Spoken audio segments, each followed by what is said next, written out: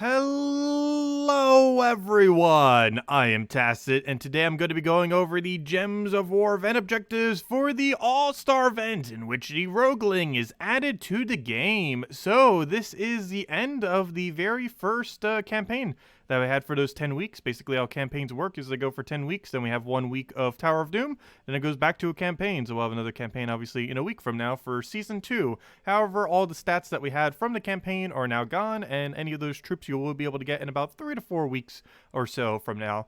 As far as things that we got going on this week, we actually have quite a bit, so let's start getting into it. As far as the troop, it is, as per usual, pretty useless. Those come with some green-purple. They are 300 each, so a little bit more expensive, but if you need them, you need them. It's really similar to Hobgoblin. I'm not sure why they made it so ridiculously similar, but it deals damage to 2 random enemies, and then boosted by green allies for a little bit of extra damage at a 3 times boost ratio, so every single green's additional damage then. And it ends up gaining, obviously, as every goblin does, an extra turn. Has stealthy, which I guess is somewhat okay. Overall, it's going to be completely dead content and never used. Hobgoblin back in the day was meta, however, this troop and Hobgoblin are pretty useless in the current state of the game, so you pretty much just get it for kingdom upgrading purposes. However, before you mass buy it, also don't forget to go get your 10 event keys, but before you go and mass buy that thing, don't forget, we actually have something new in the event key drop table this week. So if we go open up some event keys here, if I can actually get it as a drop, that would be great. Hello. That's not what I was looking for, but hello, Iron Gut. Also, yes, Iron Gut is in the event key drop table. I guess this is a good way to go and subway into that.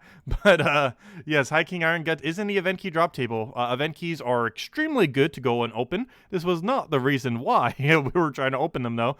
But yes, if you still need High King Iron Gut, he's the absolute best delve troop in the entire game. He ends up devouring and getting a attack rate based on his devour. So if he has 100 attack, he will have 100% devour rate. So this is insanely good for high level content, particularly delves. However, it can be also used for any other game mode, as well as Tower of Doom. However, we have green Tower of Doom, so it can't be used this week's Tower of Doom. But delves is probably his overall best situation, and a really great troop to have, absolute best one actually, to end up getting if you need assistance with doing high level delves. However, that's not the reason why I opened up event keys. The main reason is the Smash Mouth. This was a new troop that was added, and I'm trying to get enough copies so that we can go and get it to Mythic, because I don't want to use a blue orb, because I need to save them apparently now, since we might be getting more Doom troops added to the game. But anyways, this troop's pretty good. We haven't gotten a new legend from event keys for a while. They normally do this about once every month. I feel like they haven't done it recently, mostly because they weren't sure when they were going to expand the star, so they didn't want too many new troops coming into the game. They used to do it almost every month, as consistent as Mythics were, though Mythics have always been perfectly consistent. But it's been like 4 or 5 months since we got a new event key legend. However, this is an event key legend. It deals damage to an enemy and then knocks them to the back. It drains 7 mana from all enemies below them. So basically how this works is it'll drain, if you target first slot, it'll drain 7 mana from everything except for the thing that you targeted, is basically how that will work. So pretty good. You end up getting potentially a triple drain while also hitting the one. And also that one that you're hitting, you probably have silenced anyways, because he's kind of like Silent One in a way as well, with that pretty decent ability, because he gets to silence whenever he does a skull to them, which is the same effect as Silent One. He just happens to get a bleed on top of it. So pretty cool. Overall, pretty solid. It might be used for Guild Wars, I feel like will be its main purpose. It's going to be pretty slow for anything else, so it's probably going to be either a Guild War offensive or defensive option. The only problem is AI will probably use it incorrectly if you set it defensively, so it might just be an offensive option. And has 20% extra stats this week, which gives it a little bit extra damage. But anyways, we have 4 copies of it total now. Let's go a little bit further, as I do need another 2. And there's 1, and there's the other one. And oh gosh, never mind. High King Iron Gut again. Well, we can go make an army of all High King Iron Guts. Keep in mind, it takes about 1,000 keys normally to get a High King Iron Gut. We are way, way above drop rate right now. Like, yeah, that's absurd, the amount of Iron Guts. Too bad I don't actually need multiple Iron Guts. There's no point in having more than one. It is one of many mythics that isn't really good to have more of. But anyways, the other pretty good thing, actually, oddly enough, in the drop table is Hellshackle. Pretty much almost all the goblins can be, in a sense. But one pretty noteworthy thing about Hellshackle is it's arguably the best boss killing troop in the game, in the sense that it has an automatic extra turn. Now that we have Zugoff, and now we, of course, Enrage Karandera, and potentially more Doom troops coming to, or, boss-like troops coming that are player-owned, this may increasingly become viable, because he gets to have an automatic extra turn turn onto his ability. There are, of course, other pretty good boss-slaying troops, however, combined with the fact that he also has stealthy, ends up being a pretty strong combination against bosses, so worth considering to have Max 1 out. As far as everything else in the drop table, I'm pretty sure we've already seen almost every drop at this point. However, one pretty noteworthy thing to mention is that, of course, Amethyrax troops do not drop. The most noteworthy one of this is actually one of the best troops in the game, which is Truffle, wherever he is. Where's Truffle? Truffle, I know you're in here. Truffle, where are you? Am I that blind? Where is Truffle? There it is, King Gob Truffle. So King Gob Truffle is an Amethyrax troop, so if you want to get Truffle, he is not an event key drop table. Do keep that in mind. He's one of the best troops in the game, or among one of them, and he is obtained from Amethyrax. You would have to throw Chaos Shards here, so even though he's from the Kingdom, you'll have to specifically do it from the portal and not from event keys, so do be wary of that if you open up event keys. If you're doing event keys, the main thing you're looking for is the new Legend, most likely, and Iron Gut. Though don't expect to get that lucky, because gosh, that was absurdly lucky. Anyways, in other news, as far as event stuff that I kind of skipped over a little bit, we got 10% to all Goblins and 10% to all Giants. The new troop does have both of these categories for 20%. The new troop's also pretty relevant in that regard because it does count as a Giant, so you can 50% mana start it with a Titan. And while this troop is pretty useless, if you want a little bit of extra PvP or Explore gold, if you're running quick battles, you can run it for additional 400 gold per battle. It's a pretty useless troop, however, free gold is free gold, so ends up working out pretty good for that. As I mentioned earlier, we do have a Tower of Doom event this week. We haven't had one for what feels like 12 or 13 weeks. They're going to be 11-week intervals unless they're going to make it a little bit more common. Make sure to report back to your guild as far as what all the better battles are.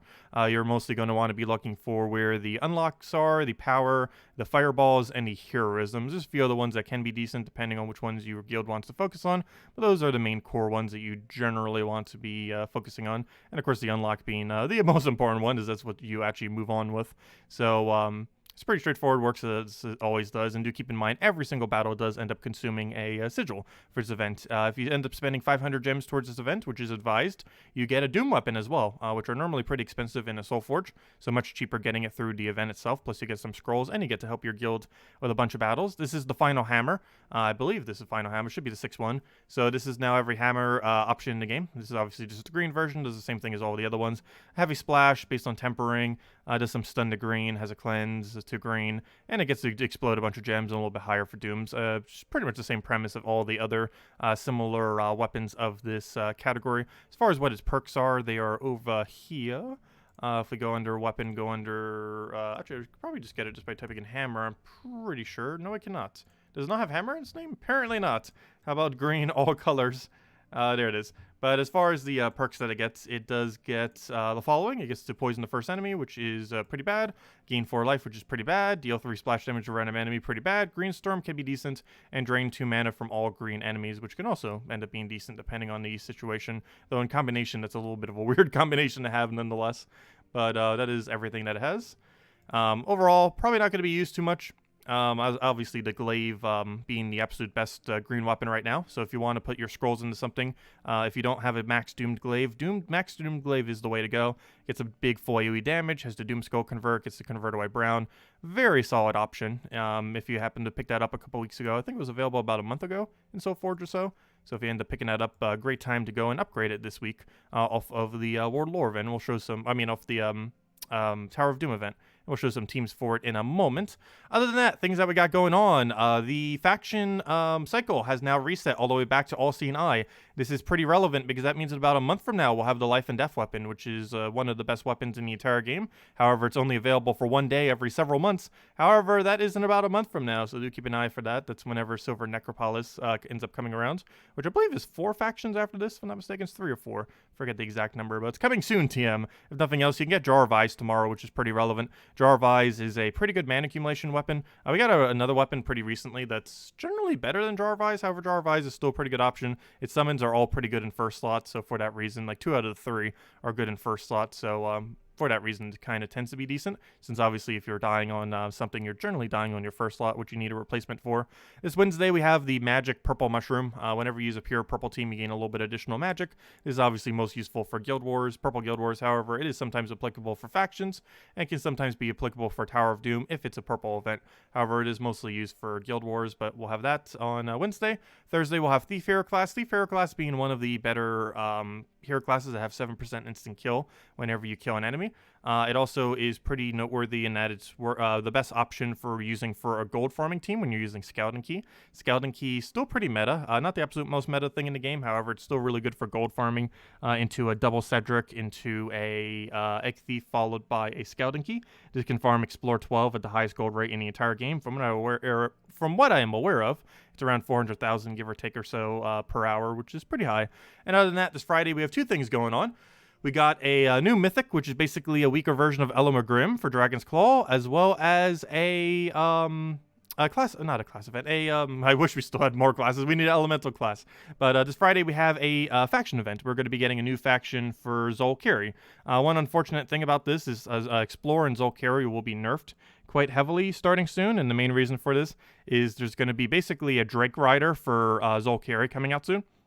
It has a 100% chance to summon a Tome Spider on death, one of the troops there, and this will act basically the exact same as a Drake Rider summoning a Drake at a 100% chance, which will make it a very, very annoying kingdom to ever bother going into to try to quick kill, because generally quick kill teams do not run stun, and that will drastically slow down the rate at which you'll be able to clear out Zolkiri. So it is a kingdom that you're generally going to want to avoid when you're chasing 20% going forward, as if you find that troop even a single time, it will revive and slow you down quite drastically.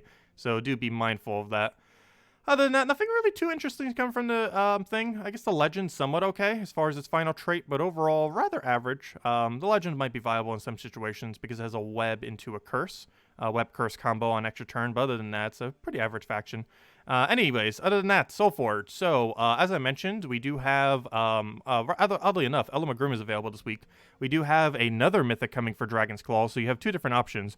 You have the one coming out this Friday, and you have Elamogrim if you're still looking to get a mythic for the 10-star for Dragon's Claw. As far as the which one you would go for, I'd probably say Elamogrim is the better choice. Not only does it have Impervious, which is pretty good, but it has a pretty good attack reduction. It also has a much better chance of looping. The other one loops based off of Bless. And the problem with that is even if you Bless yourself, the way that it boost ratios, it actually takes away your Bless and then checks for boost ratio, meaning the best you could ever get is a 3 extra boost ratio for 11 gem spawn, whereas Elamogrim can get a 4 gem spawn if you happen to have the entire enemy team burning. Of course, the downside of this is, well, if any of them have immune, but also if one of them dies, you won't be able to get as much of a boost ratio. But overall, I would say Elamogrim is the better choice overall. They're both pretty useless. But Elamogrim, I would say, is a bit stronger than the mythic that's coming out this Friday. I feel like it's going to be completely dead content, but who knows? Maybe we'll get revamped a little bit before it comes out. Maybe Bless Watch would be decent on it. Who knows? But overall, it seems like Elamogrim will be the better option. So if you're looking for one, Elamogrim's probably the better way to go. Or you could try maybe going for it this Friday, and if you don't get it, just go for Elamogrim if you're still looking for that Dragon's Claw mythic. But overall, as of this current moment in time, I would say Elamogrim is probably the better choice. Other than that, nothing really too special in Soulforge right now. Even Elamogrim's not really even too special in that regard. Maybe Shabanu Vespera if you're looking for another decent option. I don't feel like I use her that much, but she does have a lot of looping potential, a lot of mana accumulation, and is a pretty good comeback troop. She can literally solo entire battles if she gets lucky enough. Not as good as Wild Queen in that regard, but still pretty high up there in being able to make a comeback. Of course, as we have been for the last several months, or a couple months, we do get a new weapon pretty much every single month, one per every single kingdom from that one update we had a little while ago. So make sure to grab that weapon. Obviously, these weapons are useless. However, if you're going for completionist sake, do pick it up. And if nothing else, it'll be for a kingdom upgrade. One pretty noteworthy thing to consider, though, if you're looking to actually craft a good weapon, Norbert's Turnip is available this week. It's one of the better extra turn weapons. I would still say Rope Dart's the absolute best one as far as ones that you can find. However, this is very potent. You've probably seen it in 4x Goblin teams.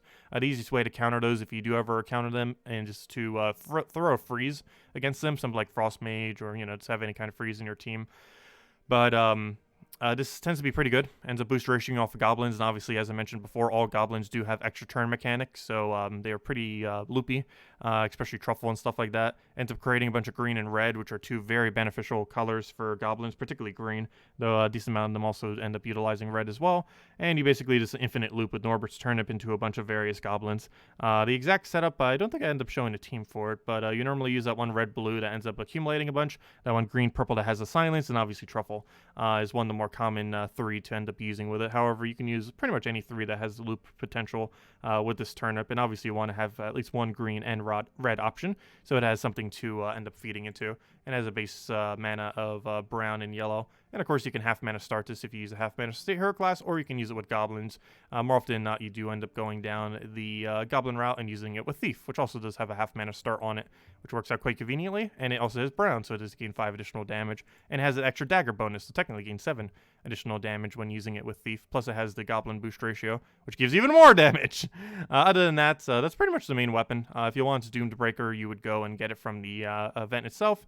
Flesh Ripper is pretty underwhelming, and I wouldn't really bother going for it. Norbert's Turnip is definitely a much higher priority, and that's pretty much everything, other than the dagger that we just got, obviously. Other than that, let's go into some teams then. I believe that was everything else. We don't have anything campaign to really go over because, as it mentions, next campaign is in 2 days or 6 days, 22 hours, 37 minutes. Next Monday reset time is when you'll be able to go do next campaign. But anyways, that's not what I wanted. Let's go and show off the team. So I got a couple teams. All of them will be in the description as normal. For first, High Tower of Doom, I will probably be sticking with my Ketris team. If you don't have double Ketris, you can replace out one of them with a Wild Queen if you want, or a similar option like a Leprechaun or something.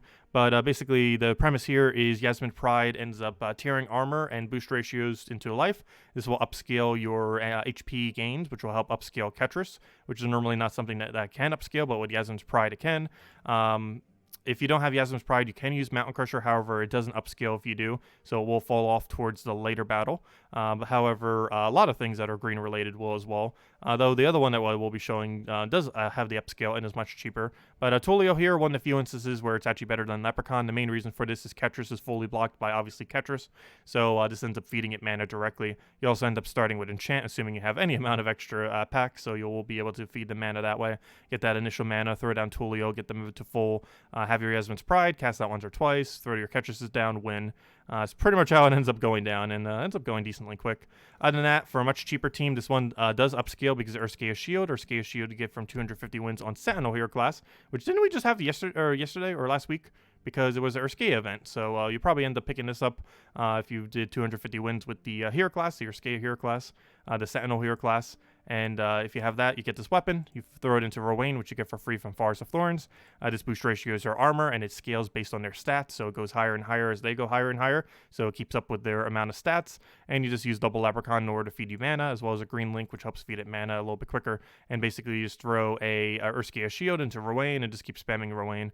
And then you win. Obviously, this is a little bad if Rowain ends up dying. However, hopefully she does not die. If you find she is dying a little bit much to the death mark, you can run Orpheus's in order to have a 10% cleanse, and you can run as many of those as you want. Obviously, otherwise you'd want to set 2 additional armor off the guards in order to give her a little bit of extra base damage so that she can win a little bit quicker.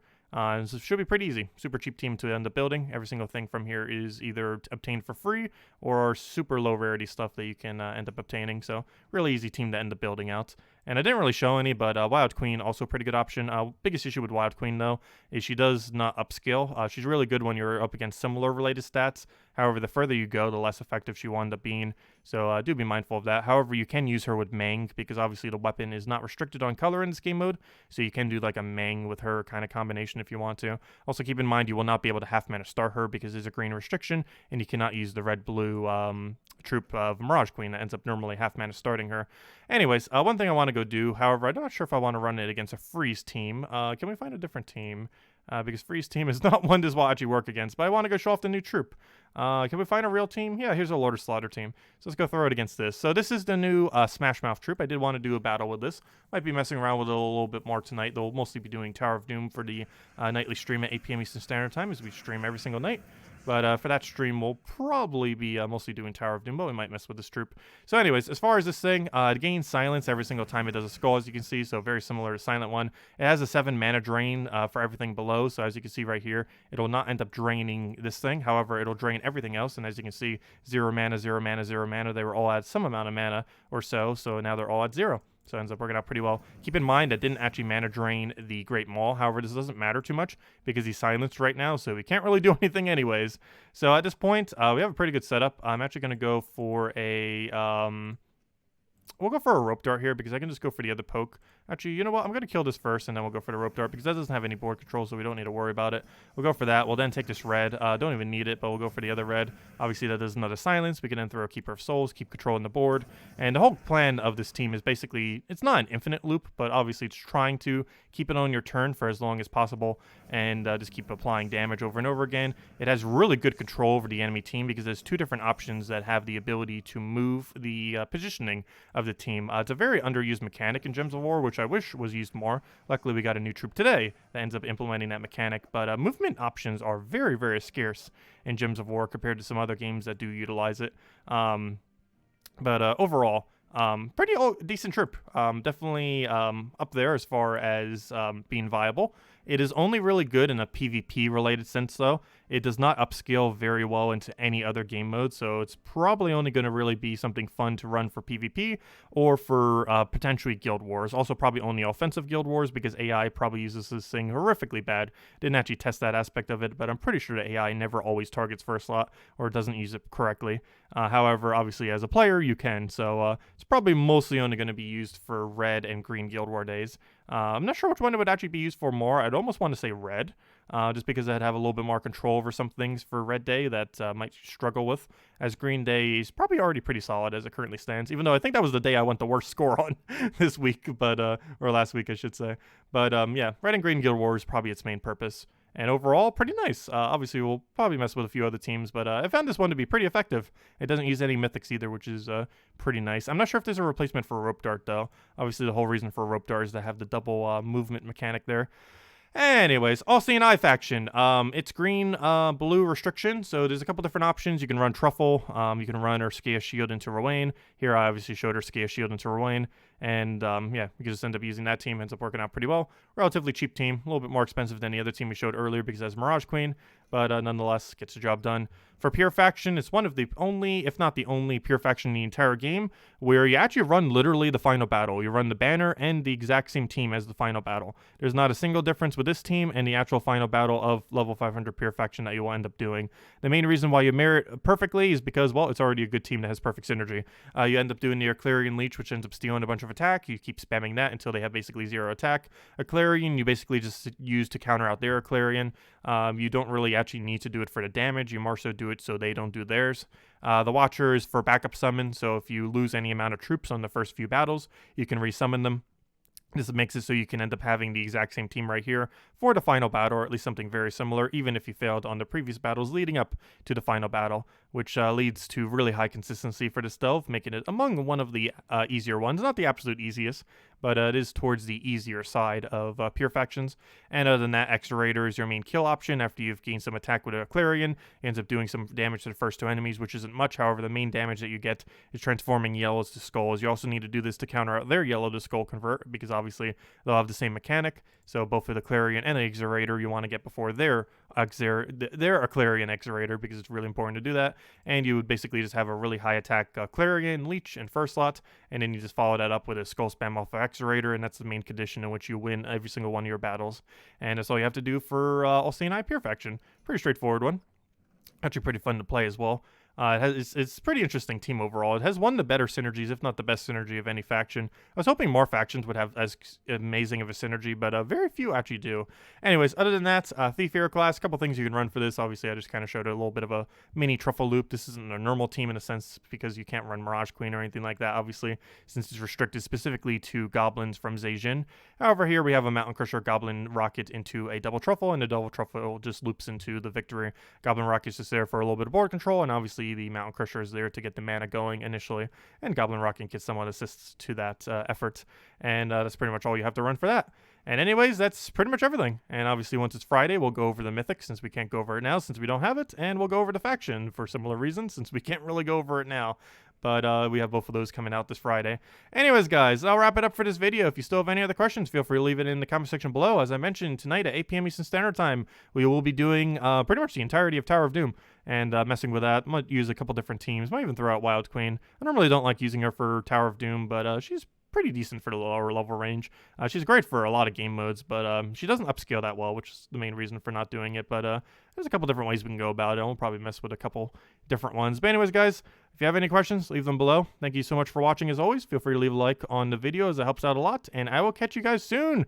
Thank you all so much for watching. Goodbye, everyone, and have a wonderful week. And best of luck with opening event keys and opening up your Glory Gem Guild and VIP keys this Friday when the new Mythic comes. Hopefully you'll get as good luck as we got on that Iron Gut. Gosh, that was way too lucky. Do not expect to get that drop rate for them. Goodbye, everyone.